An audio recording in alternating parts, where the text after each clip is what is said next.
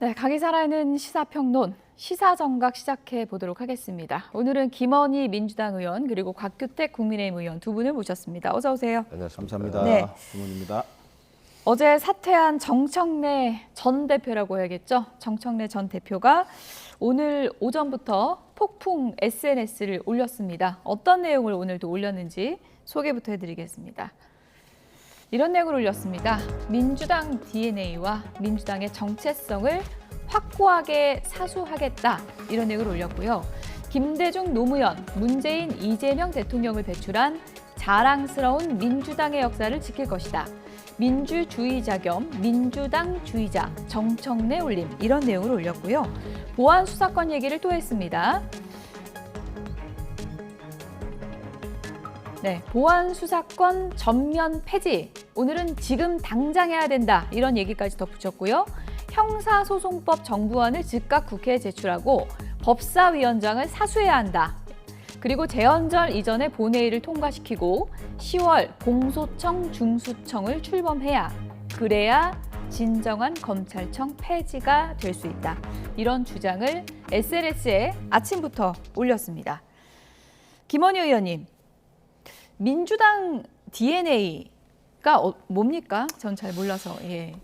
정청래 전 대표께서 하시는 민주당의 DNA, 민주당의 정체성이 뭔지는 예. 제가 직접 듣지 못해서 잘 모르겠지만 예. 제가 생각하는 민주당의 DNA는 민주대연합입니다. 민주대연합.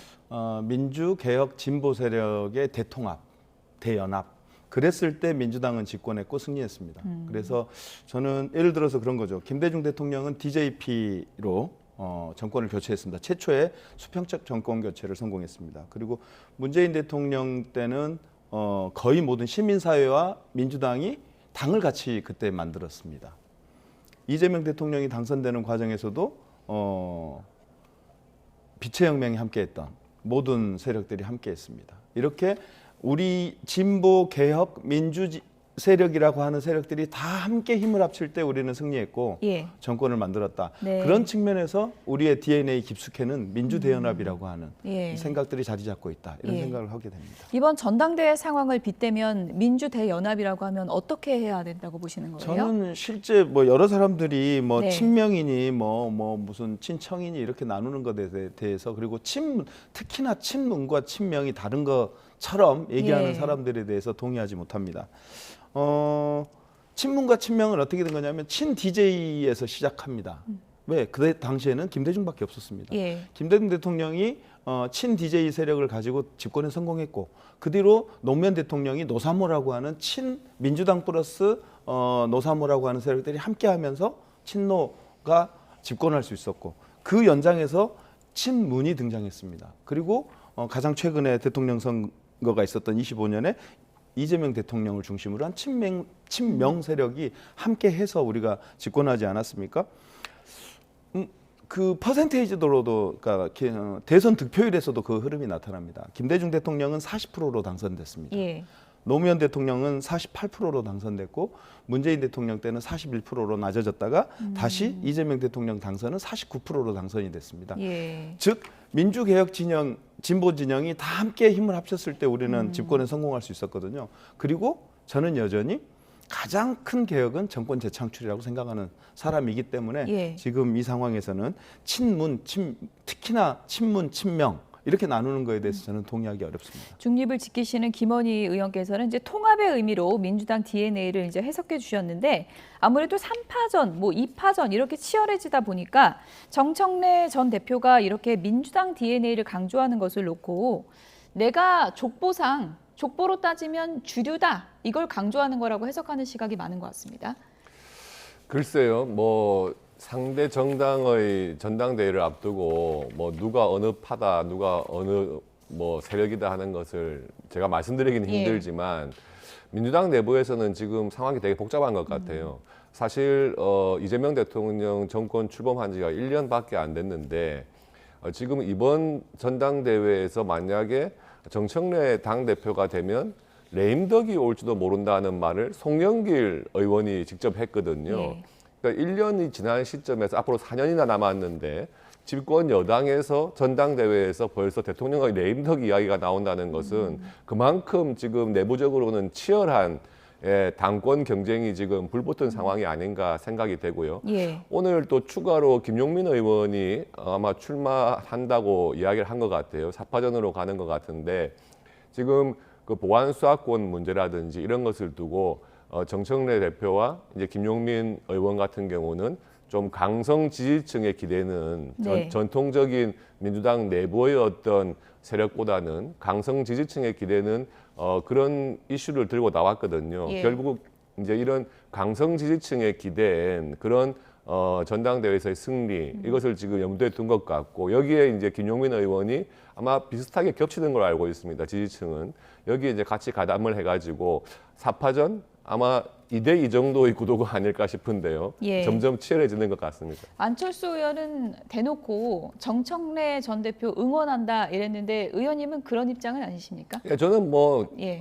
상대 정당이니까 예. 중립적으로 보는데 예. 송영길 의원께서 직접 말씀하셨거든요. 이번 전당대회에서 정청래 대표가 이길 경우에는 조기 레임덕이 온다 이렇게 이야기를 한 상황이에요. 그러니까 예. 사실 청와대 입장에서도 그만큼 지금 전당대회를 보는 중요성이 크다 이런 것이 느껴지고요. 또 송영길 의원과 이재명 대통령이 장시간 비공개 자리를 했다는 것은 그만큼 송영길 의원의 역할에 또 기대를 하는 것 같아요. 그렇다면은 정청래 당대표가 연임을 못하도록 하는 것이 결국에는 청와대의 뜻이 아닌가 싶은데 이렇게 지금 집권 1년 차에 집권 여당에서 벌써부터 이렇게 권력 투쟁이 생겼다는 것은 참 이례적이다. 저는 그렇게 봅니다. 네. 지금 축구 소식이 속보로 들어왔습니다. 많은 분들이 이제 후반전에 좀 한 골을 만회하지 않을까 그런 기대를 했는데요. 홍명보호가 남아공에 0대1 다소 아쉬운 패배를 하고 말았습니다. 이렇게 되면서 A조 3위로 이제 추락을 하게 됐고요. 체코전 승리 뒤 2연패를 하면서 승점 3점 조 3위로 마무리하게 됐습니다. 오늘 후반에 선제골을 허용하면서 후반전에 좀 만회골이 나오지 않을까 많은 분들이 이제 기대를 했는데 경기 내내 어떻게 보면 좀 졸전을 펼쳤다 이런 호평이 지금 나오고 있는 것 같고요. 후반 18분에 마세골에 선제골을 헌납을 했었죠. 다른 조 남은 경기에 따라서 골 득실을 따져서 우리가 이제 32강행 여부를 결정하게 될 텐데요. 두 분께 전문적인 질문 드리긴 뭐하지만 곽규택 의원님도 축구 보시다가 들어오셨는데 오늘 완전 보도가 나왔죠. 좀 실망스럽다고 말씀하셨어요. 전반전 내내 예. 선수들 몸이 되게 무거워 보였어요. 예, 그래서 원래는 전반에 한 골, 2골 정도 이제 넣고 편안한 마음으로 방송에 오려고 했는데 전반전에 보니까 너무 불안하더라고요. 예. 역시 결과가 참 안타깝게 됐네요. 예. 보셨습니까? 축구? 저도 보다 네. 들어왔는데 네. 마지막까지 한 골만 넣어라 이러고 예. 왔는데 결과적으로 저렇게 보니 그러면서 이 토론에 참 오기 싫었습니다. 죄송합니다. 오늘 제가 두 분께 이런 질문 드려서 죄송하긴 하지만 두 분 다 이 얘기 좀 하고 싶어 하시는 것 같아서 질문을 좀 드렸고요. 어쨌든 32강행이 최종적으로는 지금 결정이 된 건 아니니까 골 체코가 득실. 지금 지고 있다고 하니까요. 예, 좀 또 경우의 수 경우의 가봐야겠습니다. 수까지 좀 따져서 기대를 갖고 기다려 보도록 하겠습니다. 오늘 정청래 전 대표가 SNS에 올린 글 관련해서 얘기를 좀 나누고 있었는데요. 정청래 전 대표가 보안 수사권 폐지 지금 당장 이런 글을 올린 것과 관련해서 우원식 전 국회의장이 오늘 아침 언론 인터뷰에서 이런 비판을 했습니다. 어떤 얘기인지 들어보시죠. 대통령께서 얘기한 거는 이 보안 수사권을 완전 폐지하는 문제에 대해서는 이러저런 의견들이 있으니 예. 국회에서 논의해달라 이런 거 아니겠어요? 가장 예. 피해를 많이 본 사람이. 근데 당대표가 바로 즉각 전면 폐지 그렇게 하면서 나는 대통령 지킨다 이렇게 얘기하면 저게 보안 수사권 가지고 전면 대립하나? 이렇게 보여지잖아요. 예. 그게 정부 여당이 해야 될 태도는 아니라는 거죠. 이런 것들이 권력 투쟁 양상으로 보여지고 예. 그래서 이번 전당대회가 그렇게만 보여지는 것들이 매우 저는 잘못됐다 이렇게 잘못됐다. 생각합니다. 네, 이재명 대통령 지킨다. 의리는 끝까지 지킨다 이렇게 해놓고 보안 수사권 관련해서 이런 얘기 계속하는 거는 대통령과 대놓고 각 세우는 거 아니냐 이런 비판이거든요. 그렇죠. 정 전 대표의 그런 모습이 이제 이재명을 지키겠다고 하는 말과 다르게 저런 행동들이 지금 벌어지고 있는 얘기되고 있는 전당대회를 명청대전이라고 예. 이렇게 언론에서 그렇게 하는 이유 아니겠습니까? 사실은 그 어떤 이유를 다 차치하고 집권 여당의 당 대표를 했다는 분의 언행 때문에 예. 곽 의원님도 말씀하셨지만 집권 2년 차를 맞는 이 즈음에 벌어지는 전당대회에서 명청대전이라고 하는 말 그 자체가 나온 것으로 저는 정청래 대표에 대한 심각한 우려가 예. 있다. 저게 이렇게. 이제 핵심 키워드가 된 거죠. 사실 그렇죠. 보안 근데- 수사권이. 근데 예. 사실은 뭐 정청래 대표는 보안 수사권 전면 폐지를 말씀하셨지만 뭐 그 이제 상대할 분들 뭐 김민석 총리라든가 이런 분들도 사실 보안 수사권 폐지에 대해서 찬성하고 있거든요. 대통령께서 우려를 표명하시면서 그렇지만 국회와 당의 뜻을 존중하겠다고 그러고 예. 국회가 결정하라고 이제 넘겨준 거잖아요. 이제 그걸 가지고 이제 우리가 결정을 해야 될 텐데 결국은 정청래 대표가 주장하고 있는 보안 수사권 전면 폐지에 대해서 극렬하게 반대하는 사람은 없습니다.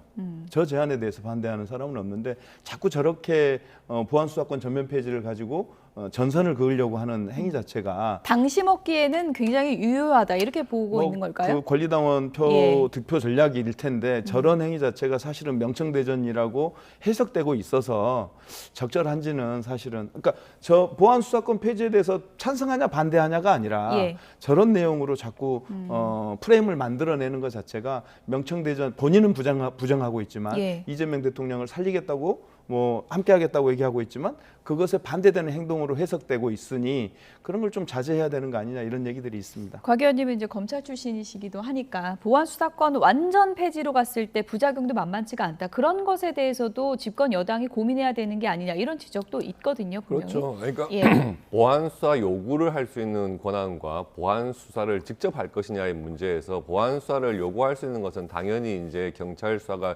미진할 경우에 보안 수사를 요구할 수 있는 것은 뭐 인정이 되는데 예. 보안 수사권 자체를 폐지하면은요 피해를 보는 것은 사건 당사자들입니다.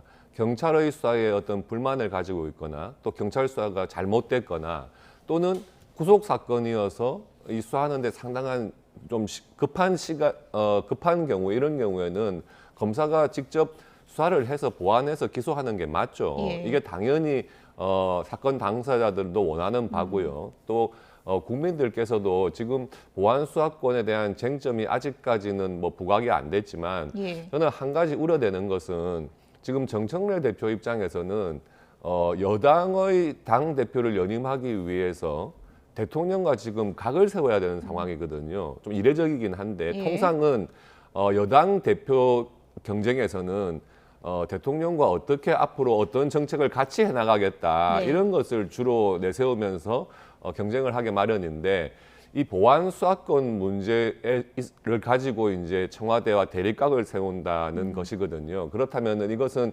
결국에는 강성 지지층, 검찰에 대한 어떤 그 불만을 가지고 있는 민주당 강성 지지층에 보다 호소하기 위한 전략이 아닌가. 그래서 이게 당 대표의 어떤 그 이제 경선 과정에서 예. 이슈가 저는 정말 어떤 냉철한 그리고 법 제도적으로 우리나라에 어떤 것이 맞는가에 대한 생각보다는 이게 정치적인 흐름으로 갈 가능성이 굉장히 많아졌다. 그래서 그런 좀 우려가 사실 크죠. 네. 예. 무소속 한동훈 의원은 민주당 전당대회 열기가 가열되는 와중에 이런 질문을 던졌습니다. 김민석 총리에게 던진 질문인데요. 어떤 내용인지 보시죠. 네, 김민석 총리에게 질문을 하겠다라면서 SNS 글을 올렸습니다. 계엄 해제 표결에 참여를 안 하고 당시 무엇을 했는지 밝혀야 한다. 이런 내용하고요. 계엄 몇 달 전에 계엄이 있을 거라는 근거가 있다고 말해놓고 그 근거를 공개해서 계엄을 왜 막지 않았는지 이제는 답을 해달라. 이런 요구입니다. 어떻게 보셨습니까? 그렇죠. 김민석 총리가 국회의원 시절에 계엄이 있을 위험에 대해서 경각심을 갖자고 계속 얘기했고 대비하자고 예. 했죠. 그때 당시 한동훈 의원은 뭐 했나요? 법무부 장관이었잖아요. 그래서 검찰 독재 정권의 윤석열 검찰 독재 정권의 하수인 노릇하고 있었잖아요. 그리고 실제 그런 것을 막을 수 있는 집권 여당 노릇을 하나도 안 했잖아요. 그래놓고 김민석 총리 계엄에 대한 위험성도 얘기하고 계엄에 열심히 하고 사실은 저는 계엄 해제 당일날 뭐 했냐가 예. 중요한 게 아니라 예. 전 과정 계엄 해제부터 그러니까 윤석열이 계엄을 선포하고 그 이후에 계엄을 해제하는 과정, 탄핵을 이루어가는 과정, 그리고 윤석열을 몰아내는 과정, 그리고 이른바 윤 어게인 세력들을 몰아내는 과정 전 과정에서 예. 한동훈은 무엇을 했나 이걸 묻고 싶어요. 실제 김민석 총리가 뭐 그때 뭐 했냐 이렇게 얘기하는데 왔어요. 근데 표결 제가 그때 안에 있었던 사람이잖아요. 예. 본회의장 안에 있었던 예. 사람이잖아요. 그때 딱 그 시간이 몇 시냐면 계엄군이 유리창을 깨고 들어온 것을 우리가 인지했어요. 예. 안에 있는 국회의원들이 인지했어요. 그래서 여러 국회의원들이 의장한테 빨리 개회해달라, 예. 빨리 표결해달라. 그래서 이 계엄을 해제를 선언해달라고 요청하고 있는데 여러 가지 의사 절차상 우원식 의장이 그걸 늦추고 있었어요. 네. 그러다가 이제 더 이상 계엄군이 유리창을 깨고 들어오는 상황이어서 더 이상 놓칠 수 없는 상황이어서 1시에 예. 표결을 합니다. 예. 표결 직후에 김인석 총리가 들어오거든요. 아. 그때 당시에 제가 이제 그럼 산자에 국회에 간사에 도착은 했군요. 도착은 그렇죠. 했는데 시간을 못 맞춘 그렇죠. 건가요? 좀 표결에? 늦게 도착하신 거죠. 예. 그러니까 사실은 제가 산자에 간사를 했어요. 예. 민주당 산자에 간사를 하면서 못 오신 분이 몇 분 있어요. 나 가고 있다. 나 가고 있다. 이 얘기를 계속 하는데 결국 그분들 중에 몇 분은 못 오셨어요. 그렇군요. 표결에 참여 못했어요. 예. 근데 그런 과정들을 저 표결에 참여 안 하고 맨 뭐 하긴요 오고 있었죠. 근데 다만 늦게 예. 그 늦게 도착해서 표결에 참여를 못한 거죠. 그때 뭐 감기 때문에 뭐 집에 뭐. 있었던 게 아니냐 이런 의문을 제기하는 시각도 있지만 국회로 도착을 분명히 했고 그렇습니다. 김민석 표결 총리는 직후에 도착하는 표결 영상이 직후에 있습니다. 도착한 것뿐이다.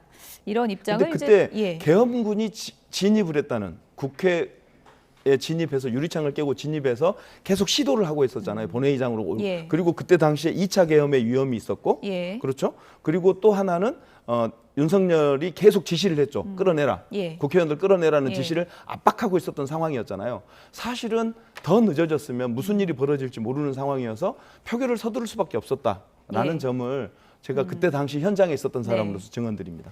뭐 여러 기사가 나오고 있으니까 김민석 총리가 또 이거를 직접 또 답변할 기회가 조만간 있지 않을까 그런 생각이 듭니다. 국민의힘 얘기로 좀 넘어가 보도록 하겠습니다. 장동혁 대표 퇴원하자마자 이런 얘기를 했습니다. 들어보시죠. 당의 주인은 당원입니다. 당 대표의 거취 역시 당원들이 결정할 문제입니다. 당대표 마음대로 결정할 수 있는 문제가 아니고 몇몇 의원들이 결정할 문제는 더더욱 아닙니다. 지금은 그런 일로 우리끼리 싸울 때가 결코 아닙니다. 당을 쇄신하고 당의 기강을 확립하는 일이 더 이상 미룰 수 없는 과제가 됐습니다. 저는 우리 당을 바로 세우는 일이 보수 재건의 첫걸음이라고 믿습니다. 기강을 잡겠다 이런 부분 저는 분명히 충분히 합리적인 문제 제기들이 있었다고 생각합니다. 거기에 대해서 아무런 답변 없이 당의 기강을 잡겠다 그런 불만 제기하지 마라 이런 식으로 답변하시는 건 적절하지 않다고 생각하고 거기에 대해서 항의하는 차원에서 오늘 아무 말 하지 않습니다. 네, 혹시나 거취와 관련해서 어제 결단을 발표하지 않을까 기자회견 때 많은 언론이 주목을 했는데 일단 물러난다는 얘기 없었고요. 오히려 기강을 잡겠다고 했습니다. 당의 기강을 잡겠다고 하는 거는 어떤 때에 하는 말인가요? 조금 전에 그 예. 김민석 총리 이야기하다가 넘어갔는데요. 예, 예. 그 김민석 총리가 계엄에 대한 우려를 구체적으로 이야기한 게 총선 직후부터니까 네. 2024년 한 7, 8월 예. 됐을 거예요. 그때는 한동훈 의원은 국민의힘의 비대위원장을 거쳐서 이제 당 대표를 하고 있을 그 예. 무렵이었고 당시에 김민석 총리가 언론에 나와서 계엄의 위험성이 있다고 이야기는 했지만 구체적으로 근거라든지 그에 대한 어떤 대비가 필요하다 이런 이야기는 일체 한 적이 없거든요. 예. 그 문제를 이제 한동훈 의원이 지적했다 하는 말씀은 드리고 싶고요. 예. 장동혁 대표 같은 경우에는 지금 이제 아파서 병원에 입원해 있다가 온 상태인데 그 사이에 당 내에서 당 대표의 거취 문제에 대한 언급들이 여러 차례 있었죠. 근데 그것이 뭐 어떤 개인적인 감정 문제는 아니고 예. 이제 6.3 지방선거의 책임을 누군가는 져야 하는 것 아닌가 하는 이야기들이 나왔는데 아마 저런 대답을 한 것은 본인이 앞으로 당 대표직을 물러나거나 하는 그런 일은 없을 것이다 하는 의사를 일단 분명히 밝히고 당무에 복귀한 것이라고 보여지고요. 예. 다만 저렇게 이야기했음에도 불구하고 지금 당내 분위기는 아직도 6.3 지방선거에 대한 책임론 이런 것이 계속해서 나오기 때문에 앞으로 좀 상황은 좀 봐야 될 것 같습니다. 일단 뭐 여론을 좀 전해드리는 것도 도움이 될 것 같습니다. 국민의힘 지도부에 대한 여론조사 결과가 있는데요. 그래픽으로 좀 보여주시면 좋을 것 같습니다. 지도부 방향에 대한 여론조사 결과입니다. 지도부 교체를 통한 쇄신이 필요하다가 51, 현 지도부 체제 중심 재정비는 25.9%고요.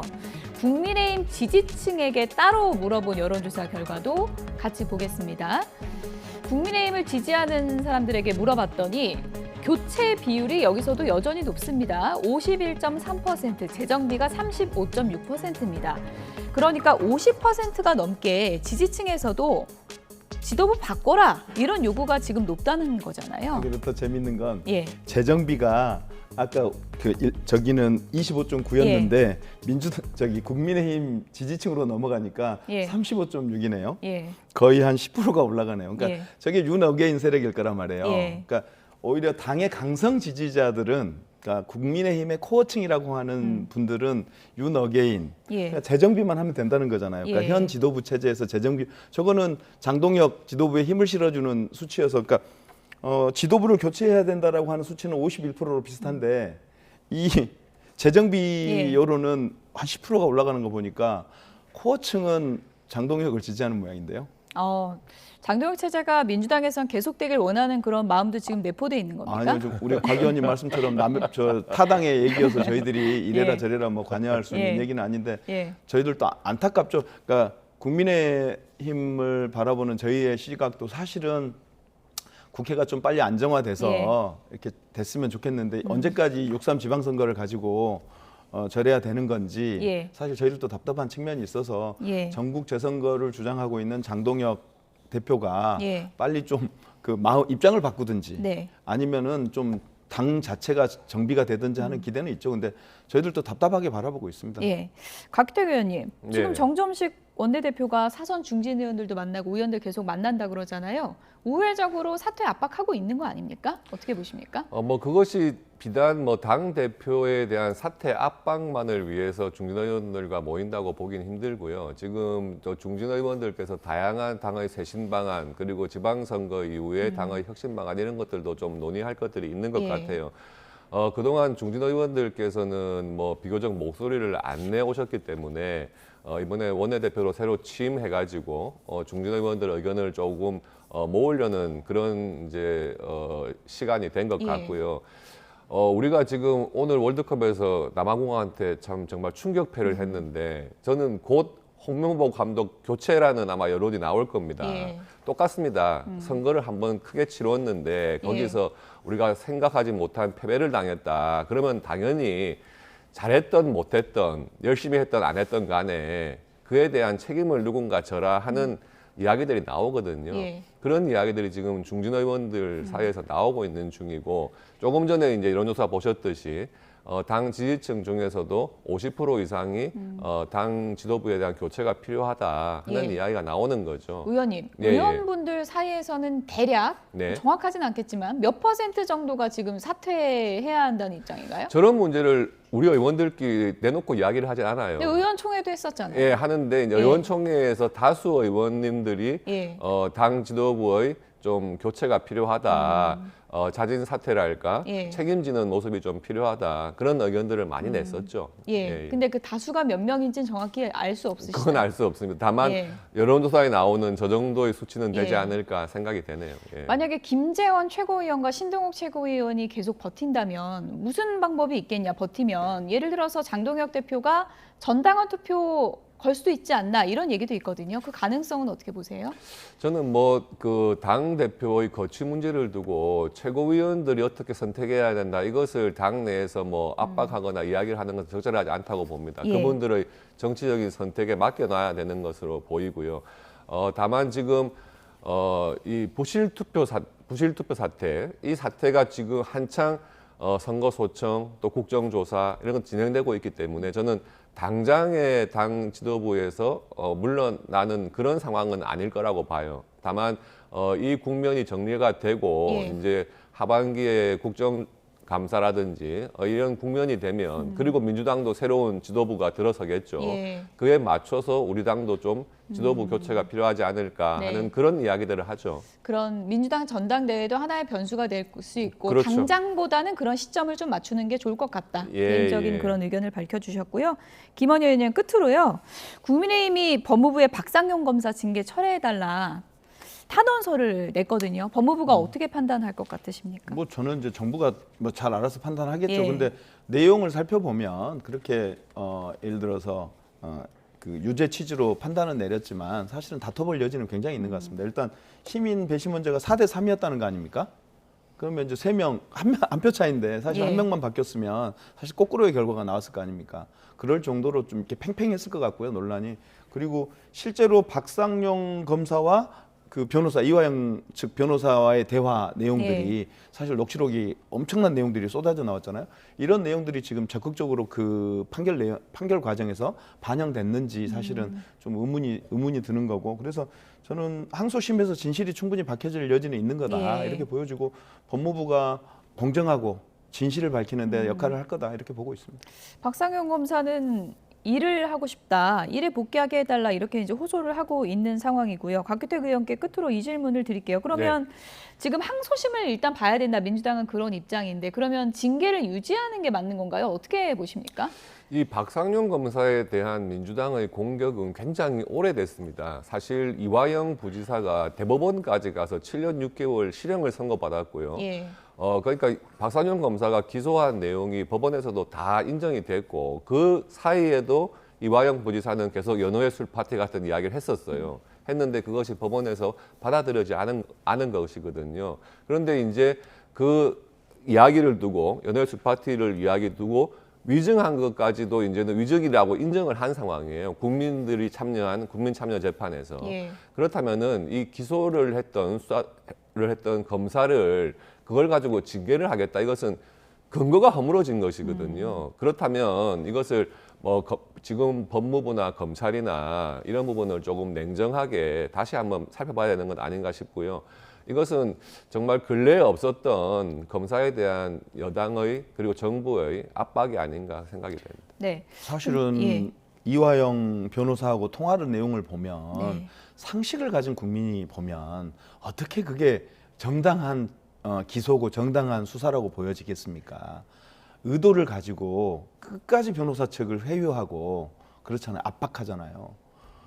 그 과정에 대해서 4대 3이 나왔는데 사실은 한 명만 더 바뀌었다면 정반대 얘기가 나오는 거잖아요. 회유 의혹 그 녹음 내용 그렇습니다. 말씀하시는 그렇습니다. 거죠? 그래서 저는 항소하는 과정에서 좀 더 밝혀질 텐데 박상용 검사는 피의자입니다. 이 사건을 조작 기소하지 않았느냐는 의혹을 받고 있는 당사자이기 때문에 업무에서 배제되는 게 당연하다고 봅니다. 네. 어쨌든 뭐 민주당에서 계속 주장하는 건 배심원단은 4대 3이니까 이거 팽팽한 거 아니냐, 이거 봐야 된다 이런 해석을 계속 하고 있는데 그건 어떻게 보세요? 일단 국민참여재판을 요구한 것이 이화영 부지사 쪽이죠. 그래서 자기는 위증한 것이 아니라고 주장을 했지만 국민참여재판에 참여한 그 7분 중에 다수가 그것은 위증이다 판단을 했고요. 또 재판부 또한 국민참여재판의 배심원들의 의견은 사실 권고적인 효력입니다. 그런데 재판부 또한 이 국민참여재판 배심원단의 의견을 존중해서 이거는 위증이다고 선고를 했잖아요. 그러면은 저는 항소심 가가지고 사실 1심의 국민참여재판을 거친 사건이 뒤집히는 경우는 잘 없습니다. 예. 그렇다면 항소심 가가지고 물론 봐야겠지만 이것을 민주당이나 또 정부와 법무부에서 일단은 이 판결을 존중을 하고 그 수사와 기소를 담당했던 박상용 검사에 대한 무리한 징계 그리고 공격은 이제는 멈출 때가 아닌가. 일단은 업무에 복귀해줘야 된다 이런 예, 입장이십니까? 그렇습니다. 예, 예. 네. 박상용 검사도 뭐 모든 법적인 조치를 다 하겠다라는 입장이어서 향후 파장이 좀 있을 것 같습니다. 지금까지 김원희 더불어민주당 의원, 곽규택 국민의힘 의원 두 분이었습니다. 고맙습니다. 감사합니다. 수고하셨습니다.